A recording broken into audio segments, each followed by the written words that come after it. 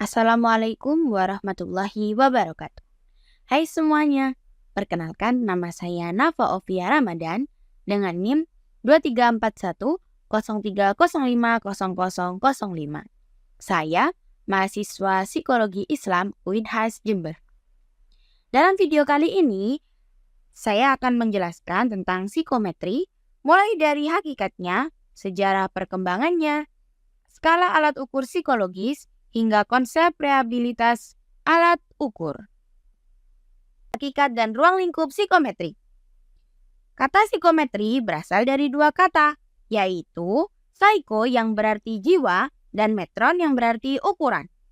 Jadi, psikometri adalah ilmu yang mempelajari cara mengukur aspek-aspek psikologis manusia, seperti kecerdasan, kepribadian, motivasi, dan emosi. Objek yang diukur bukan hal fisik, melainkan konstruksi psikologis, sesuatu yang tidak tampak, tapi bisa diperkirakan melalui tes atau skala.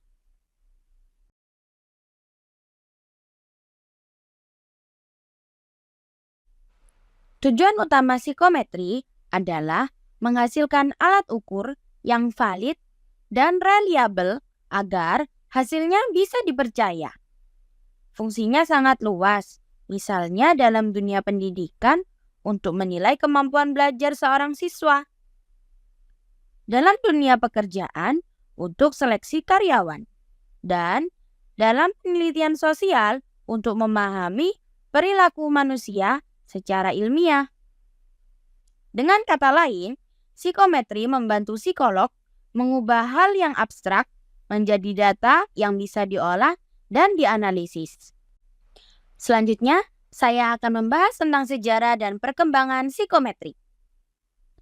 Sejarah psikometri dimulai dari Francis Galton, yang pertama kali tertarik mengulur kemampuan manusia melalui tes fisik dan mental. Kemudian, James McKin-Ketchel memperkenalkan istilah mental test yang menjadi dasar psikologi modern. Tokoh berikutnya, Alfred Binet, menciptakan tes kecerdasan pertama untuk anak-anak yang menjadi cikal bakal tes IQ. Sementara itu, Charles Perman mengenalkan teori faktor G, yaitu kemampuan umum. Dari situ, psikometri berkembang pesat dari teori tes klasik CCT yang menilai skor total menuju teori tes modern IRT yang menganalisis tingkat kesulitan dan kemampuan peserta secara lebih akurat. Kini, banyak tes psikologi dilakukan secara digital menggunakan sistem computerized adaptive testing yang menyesuaikan soal dengan kemampuan peserta.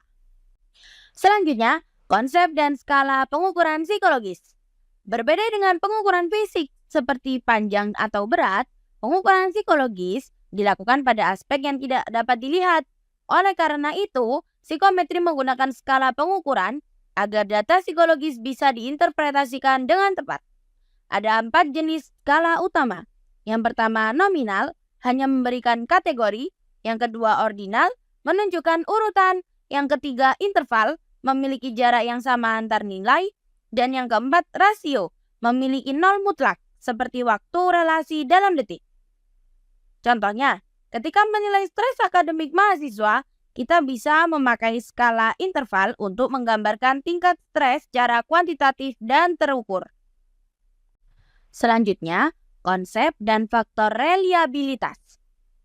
Dalam psikometri, reliabilitas berarti keberhasilan alat ukur. Alat ukur yang reliable akan memberikan hasil yang stabil dan konsisten, meskipun digunakan berulang kali. Misalnya, tes IQ yang reliable akan memberikan skor yang hampir sama walaupun dikerjakan di waktu yang berbeda. Sebaliknya, jika hasil berubah drastis hanya karena kondisi emosional atau waktu pelaksanaannya, berarti reliabilitasnya rendah.